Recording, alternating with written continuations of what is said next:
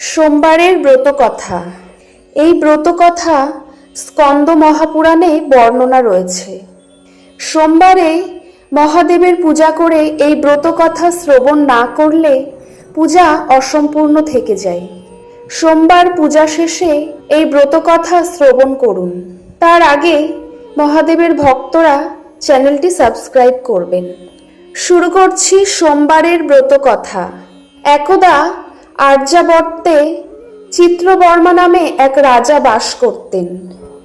তিনি ধার্মিক ও পুণ্যবান ছিলেন এবং পাপীদের কাছে যমস্বরূপ ছিলেন।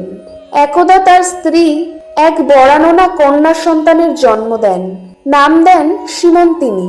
তবে সেই কন্যার জন্মকুণ্ডলিতে মাত্র 14 বছর বয়সেই বৈধব্য লাভের ভবিতব্য করা ছিল। এ কথা দ্বিজসমূহের থেকে শুনে রাজার মন ভারী হয়ে যায়।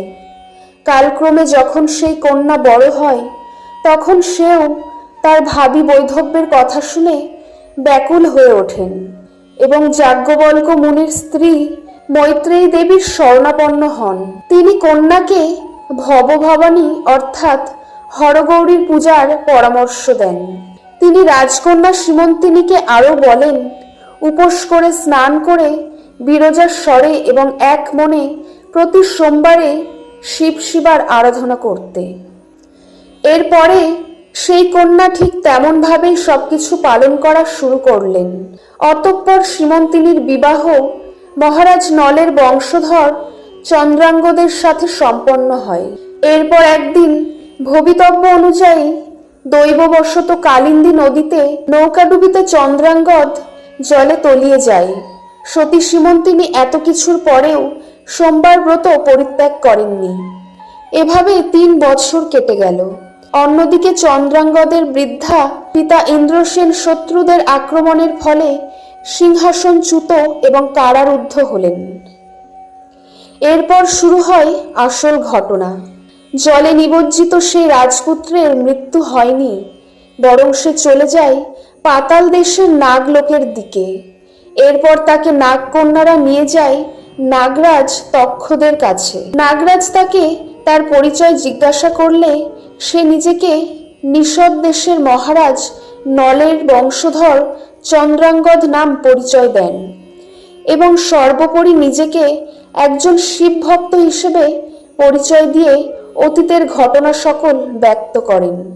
তার মুখ থেকে শিব মাহাত্ম্য ও শিব তত্ত্ব সহ সব বিবরণ শুনে নাগরাজ তক্ষত অতীব প্রসন্ন হন এবং চিত্রাঙ্গদের অনুরোধে তাকে যথাসম্ভব উপহারাদি এবং বাহন হিসেবে কামগামী অশ্ব প্রদান করে তাকে ভূলোকের উদ্দেশ্যে প্রেরণ করেন।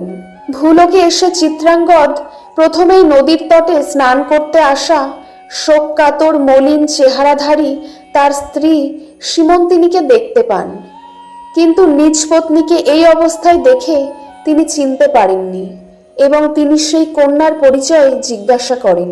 প্রত্যুত্তরে রাজকন্যার সখীরা তার বৈধব্য শোক এবং পতিবিরহে বিহবলতার কথা কুমারকে শ্রবণ করান।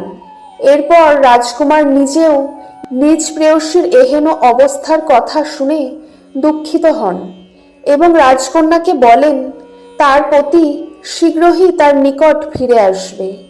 এই কথা বলে তিনি নিজে রাজ্যে পৌঁছে নিজ মাতা পিতা ও মাতৃভূমিকে শত্রুর হাত থেকে মুক্ত করে অতি সত্বর গমন করেন এবং তার আগমনে এবং রাজকুমারের সাথে নাগরাজ তক্ষকের সুসম্পর্কের কথা শুনে ভয়ে শত্রুগণ তার মাতা পিতাকে এবং সিংহাসনকে মুক্ত করে দেন। রাজা তার হারানো পুত্রকে পুনরায় ফিরে পেয়ে আপ্লুত হয়ে পড়েন এবং তারা সকলে উপলব্ধি করলেন যে এই অলৌকিক ঘটনার আড়ালে রয়েছে একজন সতী নারীর চরম শিব ভক্তি। চন্দ্রাঙ্গদের স্ত্রী সোমবারে নিত্য শিব আরাধনার জন্যই এমন অলৌকিকতা সম্ভব হয়েছে। শীঘ্রই এই সুখবর রাজা চিত্রবর্মা ও রাজকন্যা সীমন্তিনীর নিকট পৌঁছে গেল।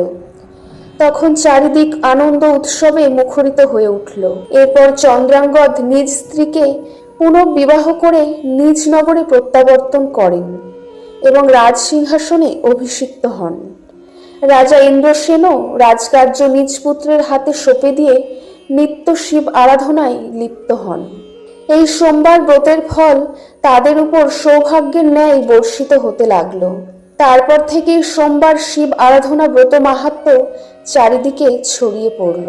এই কথন থেকে এটা স্পষ্ট হয়ে যায় যে ভক্তিসহ শিব আরাধনা